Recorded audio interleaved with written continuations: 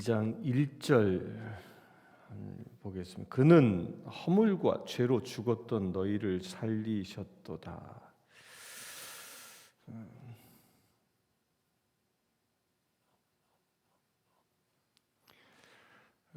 종교인과 신앙인을 구별한다면 그 차이점이 어디에 있냐? 종교인은 자기의 의로 선한 일을 하여서 구원에 이른다라고 생각하는 사람들이 종교인입니다.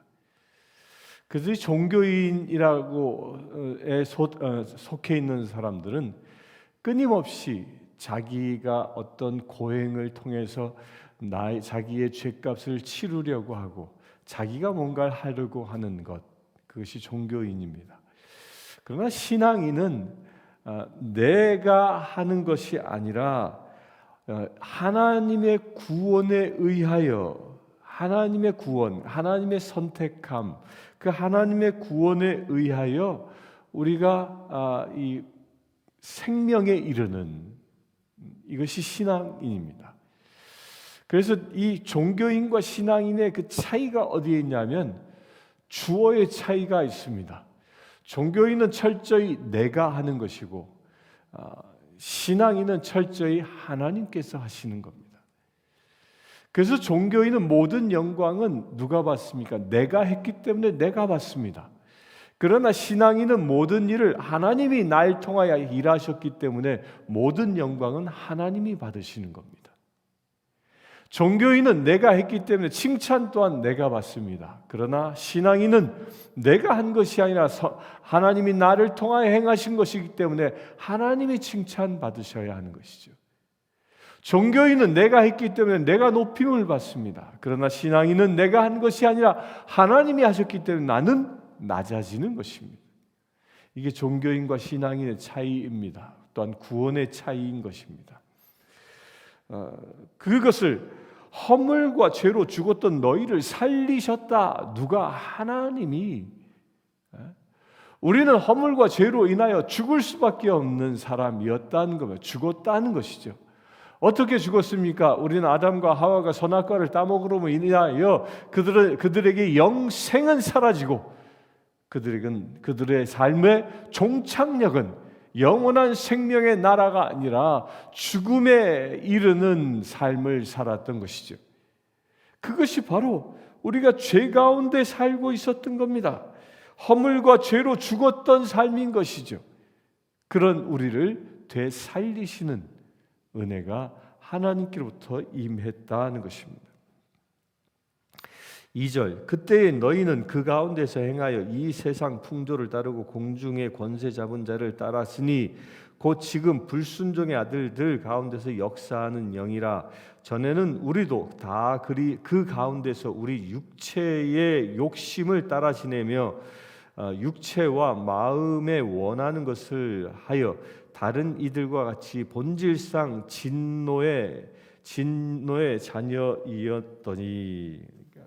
우리가 죽었던 자라는 것이 뭐예요? 죽음을 향해 가는 자인 겁니다. 우리는 보통 병원에서 만약에 암 선고를 받고 당신 6개월밖에 살지 못합니다라는 시한부 인생을 선고받으면 사람들 굉장히 당황합니다. 죽음이 이제 곧 6개월 후에 내게 온다는 거야? 라고 하면서 당황해합니다. 그런데 참 사람들은 망각의 동물인 것이요. 우리 모든 사람들은 언젠간 죽을 수밖에 없는 운명입니다. 단지 암 선고를 받은 사람처럼 언제 죽는 것을 아느냐, 그 때를 모르느냐의 차이일 뿐이지 누구나 다 어디를 향해 가고 있어요? 죽음을 향해 가고 있다는 겁니다. 그런데 그 죽음을 향해 가고 있는 사람들은 어떤 삶을 사는 것이냐? 공중 권세 잡은 자를 따르는 삶을 산 자라는 것입니다. 여기서 말하는 공중 권세 잡은 자라는 것이 누구예요? 그것은 사탄이죠. 사탄에 의하여 살아가는 자라는 것이에요. 이것은 아담과 하와가 저지른 죄악의 그 저주가 지금까지도 이어져 가는 것입니다. 아담과 하와가 사단의 그 속임수에 넘어가 하나님의 말을 따르지 아니하고 사단의 말을 따름으로 인하여 그 후손들은 이제 공중 권세 잡은 자의 말을 따라 사는 겁니다. 그 사람들은 그냥 가만히 놔두면요, 이 공중 권세 잡은 자에 의하여 좌지우지되고 사는 겁니다. 우리가 하나님의 말씀을 따르지 아니하는 모든 삶은 엄밀히 얘기하면 공중 권세 잡은 자의 말을 따라가는 것입니다. 아이들이 성장하면서 사춘기를 겪을 때 부모님의 말을 잘 듣지 않습니다. 조언을 들으려 하지 않습니다. 충고를 들으려 하지 않습니다. 그러면서 다 내 마음대로 하겠다라고 얘기합니다. 그런데 엄밀히 따지면 그 내 마음대로 한다는 것이 무엇이냐? 그 내 마음대로 하는 것을 3절에 보면 육체와 마음이 원하는 것, 육체의 욕심이라고 얘기하는 거예요. 그 육체의 욕심을 심어준 것이 무엇이? 그게 사단입니다. 공중 권세 잡은 자가 그 욕심을 심어주어서 불순종하게 만든다라는 것입니다. 무엇에? 하나님의 말씀에. 그 육체의 욕심을 따라 사는 자의 특징이 뭐예요? 불순종의 영에 사로잡힌 자라는 것입니다. 그들을 뭐라고 얘기하냐? 본질상 진노의 자녀다라고 얘기합니다. 진노의 자녀. 그런 자를 4절에 긍휼이 풍성하신 하나님이 우리를 사랑하신 그 큰 사랑을 인하여 허물로 죽은 우리를 그리스도와 함께 살리셨고 너희는 은혜로 구원을 받은 것이라 또 함께 일으키사 그리스도 예수 안에서 함께 하늘에 앉히시니. 이렇게 본질상 진노의 자녀일 수밖에 없었던 우리를 주님께서 구원하셨다는 겁니다. 우리가 오늘 읽은 말씀 5절에 가로를 쳐서 쓰여져 있는 말씀, 너희는 은혜로 구원을 받은 것이라. 우리가 구원을 받았다. 그런데 보통은 우리가 어떻게 생각합니까? 여러분들 어떻게 구원받았습니까? 내가 어떤 선한 일을 많이 해서 구원을 받았습니까? 내가 봉사를 많이 해서 구원을 받았습니까? 내가 주의를 잘 지켜서 구원을 받았습니까? 내가 11절 잘해서 구원을 받았습니까? 아니라는 겁니다. 구원이라는 것은 내가 영원한 생명의 나라에 들어가는 자격을 얻는 그 구원은 오직 하나님의 은혜다. 은혜가 무엇이라고요? 값없이 주시는 선물이에요. 하나님께서 어떠한 조건도 없이 우리에게 주시는 선물, 그것이 은혜고 그 은혜로 말미암아 우리가 구원을 얻게 되어졌다 하는 겁니다. 이 시간 예배를 드리는 구원받은 주의 사랑하는 지들, 여러분들 한 분 한 분들은 오직 하나님의 은혜로 구원되어진 것입니다. 이것을 믿으시길 바랍니다. 이 하나님의 은혜로 내가 구원되어졌기 때문에 우리는 나의 행실을 자랑할 것이 하나도 없는 것입니다. 내가 구원받은 자로서 당당하게 세상은 살아갈 수 있어도 내가 구원받은 자로서 세상에서 나를 자랑하며 살아갈 이유가 하나도 없는 것이죠. 왜요? 내 힘으로 구원에 이르는 게 아니라 하나님의 일방적인 은혜로 내가 구원에 이른 것이기 때문입니다. 그렇게 구원에 이른 자의 삶의 포지션이 포지션이 이게 세 가지로 표현했는데요. 우리를 그리스도와 함께 살리셨고, 이제 죽은 자를 살리신 것이죠.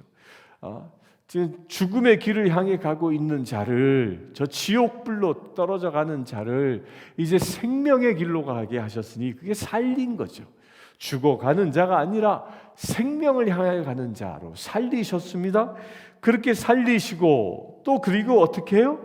그냥 숨을 쉬게 살리신 게 아니라 죽어가는 사람을 심폐소생술에서 살리신 정도가 아니라 그를 어떻게 일으켜 세우셨다는 겁니다. 달리다쿰 하시면서 소녀야 일어나라 말씀하시는 것처럼 우리를 일으켜 세우신 것입니다. 우리가 이 죽음의 자리에서 널브러져 있는 것이 아니라 일으켜 세우신다는 겁니다. 그렇게 일으켜 세우셔서 우리로 하여금 새로운 곳에 앉히시니, 그곳이 어디입니까? 그리스도 예수 안에서 함께 하늘에 앉히시니. 이게 놀라운 거 아닙니까? 우리는 세상에 속한, 땅에 속한 자가 아니라 어디에 속한 자? 하늘에 속한 자란 말이 무엇이에요? 우리는 이미 하늘에 앉혀진 자라는 거예요. 우리 어저께 본 것처럼 예수님의 보좌의 우편에 앉아 있는 것, 이런 앉혀져 있는 것, 그렇게 인도해 주시는 분, 우리를 죽음에서 살리시고 일으켜 세우시고 우리를 보좌 우편에 앉히시는 것, 이것이 구원이고, 이 구원은 하나님의 일방적인 은혜로 저와 여러분들에게 주어졌다라는 것입니다. 아멘이십니까? 이것을 믿으시길 바랍니다. 그래서 우리가 살아가고 있는 삶의 자리는 엄밀히 얘기하면 하나님의 나라인 겁니다. 우리가 이 사실을 믿고 살아갈 때 지금 여러분들이 살아가고 있는 삶의 자리가 하나님의 나라 되어지는 것입니다. 왜일까요? 주께서 우리에게 임하시니까. 그리고 주께서 내 곁에 임하여 계시고 내가 그와 더불어 함께 살아가니까 하나님의 나라 되어지는 것이죠. 구원받은 자의 삶을 살아가는 은혜가 우리에게 임하는 것입니다. 허물로 인하여, 죄로 인하여 죽을 수밖에 없는 우리들, 죽음의 저주 속에서 신음하며 살아가고 있는 우리들을 이처럼 하늘 보좌에 앉히시는 놀라운 은혜를 하나님이 주셨다는 것입니다.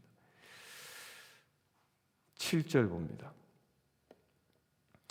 이는 그리스도 예수 안에서 우리에게 자비하심으로써 그 은혜의 지극히 풍성함을 오는 여러 세대에 나타내려 하심이라. 이 은혜의 지극히 풍성함을 오는 여러 세대에 나타나려 하심이라. 여러 세대.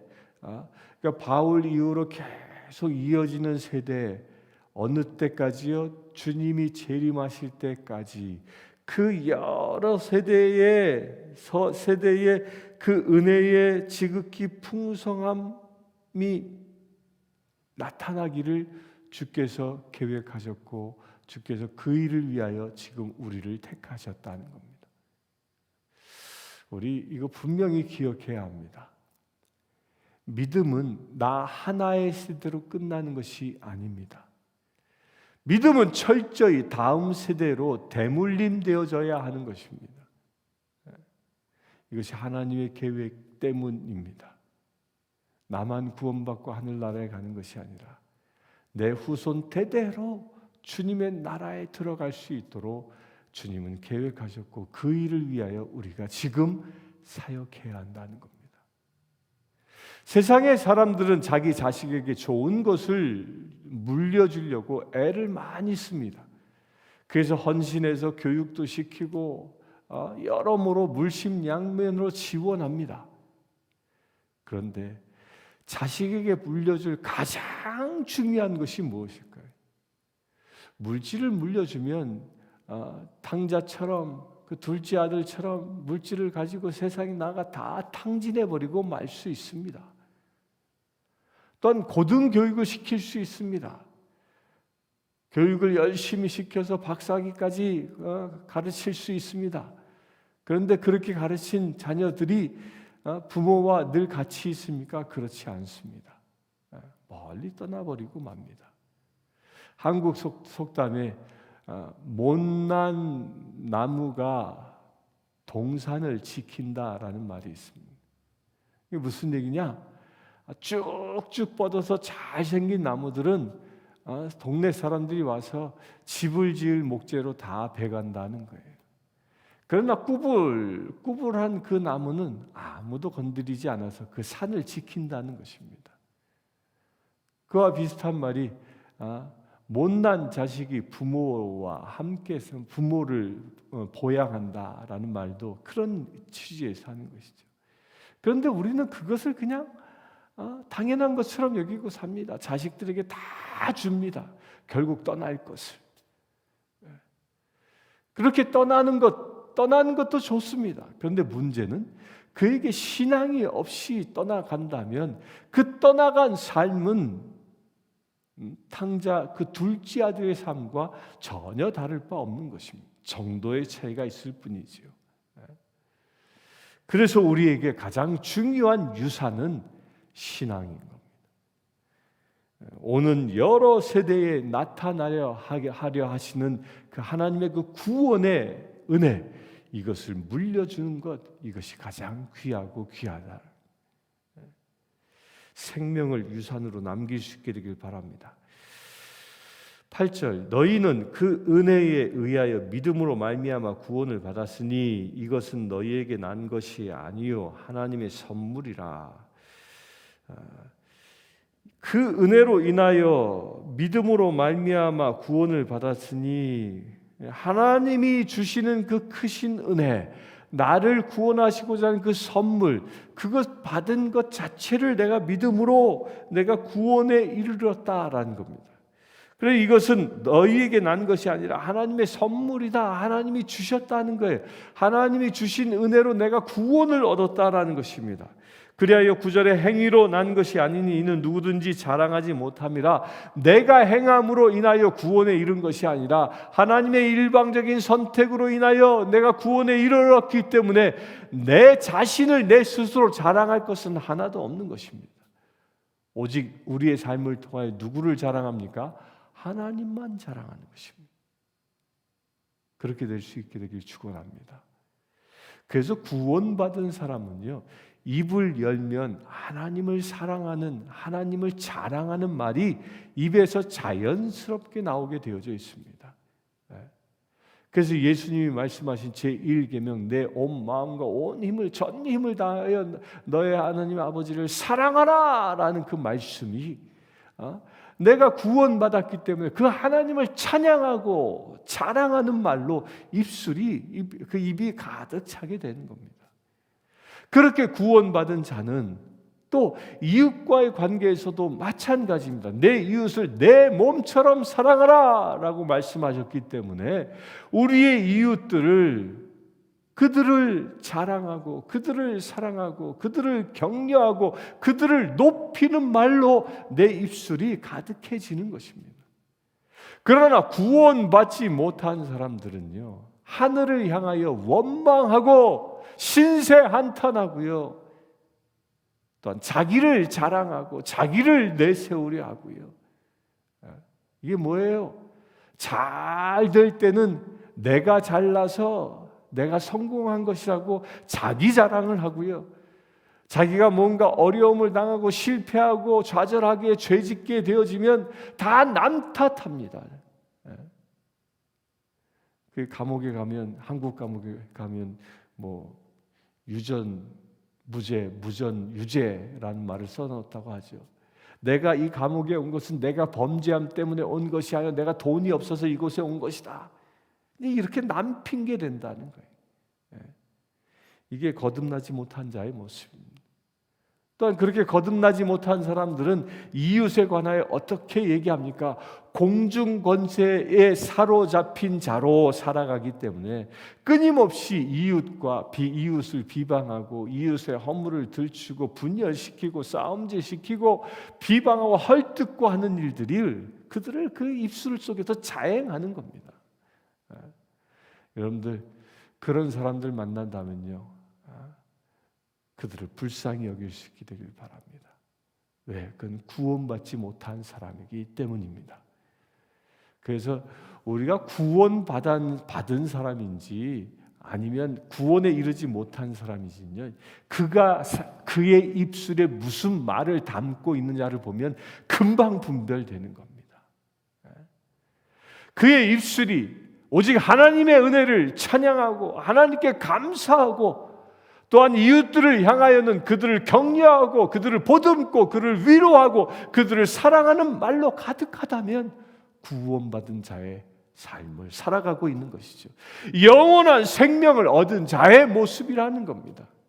그러나 그의 입술이 원망과 자기 자랑으로만 가득 차 있다면, 이웃을 향하여는 허물과 비방과 욕됨들이 가득 차 있다면 그는 안 됐지만 구원에 이르지 못한 사람이라는 것입니다.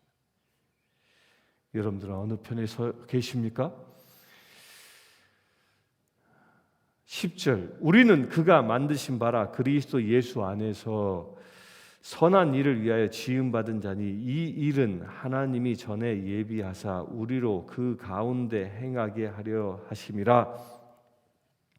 나의 노력으로 행하는 것이 아니라 예수 그리스도 이 일은 하나님이 전에 예비하사 우리로 그 가운데 행하게 하셨다. 그 가운데가 뭐예요? 그 가운데가 예수 안에서 선한 일을 위하여 지음받은 하나님의 그 은혜 안에서 하나님의 뜻을 행하며 살아가는 자. 여기서 선한 일을 행한다라는 것에 관하여 두 가지 입장을 얘기하고 있는 겁니다. 자기의 뜻으로 자기의 거듭나지 못한 상태에서 행하는 선함은 누가 자랑받아야, 내가 높임받고 내가 자랑받는 겁니다. 그러나 예수 그리스도 안에서 행하는 선행은 하나님이 영광받고 하나님이 높임받는 것입니다. 같은 선행이라도 그 가치가 전혀 다른 것입니다. 여러분들은 예수 안에서 선한 일을 행할 수 있게 되길 축원합니다. 그리하여 오직 여러분들의 삶을 통하여 선한 열매들이 맺어지는, 하나님의 놀라운 열매들이 맺어지는 저와 여러분들 되시길 주의 이름으로 축원합니다. 이 시간 함께 기도합시다. 주 아버지 하나님, 불순종의 아들로 이 세상에 태어났지만 하나님의 은혜로 우리가 구원되게 하심을 감사합니다. 불순종의 아들로 세상에서 거역자로 공중권세 잡은 자의 하수인으로 살아갔지만 우리를 주님의 아들, 딸로 살리시고 일으키시고 주님의 보좌 옆에 앉히심을 감사합니다. 아버지 하나님, 이제 주님의 자녀답게 세상을 살아가기를 원합니다. 오직 하나님만 높이며 세상을 섬기며 사람들을 살리는 놀라운 은혜의 자녀 되기를 원합니다. 그래 아버지 하나님, 내가 드러나는 자가 아니라 오직 하나님만 높일 수 있는 거룩한 믿음의 제들 되게 하여 주시옵소서. 우리 주 예수 그리스도의 이름으로 기도드리옵나이다. 아멘. 지금 우리 주 예수 그리스도의 은혜와 하나님의 크신 사랑과 성령님의 감화 감동 교통 치유하심이 이 시간 예배하는 주의 사랑하는 모든 지체들 위해 지금부터 영원토록 함께 하실지어다. 아멘. 아프리카 케냐의 마소교교의 고아원생 스테이시는 여자아이입니다. 스테이시는 초등학교 진행을 희망합니다. 장래 간호사가 되는 것이 꿈입니다. 이 아이는 매달 학비와 점심 식사 비용으로 30불이 필요합니다. 이 아이의 후원자를 찾고 있습니다.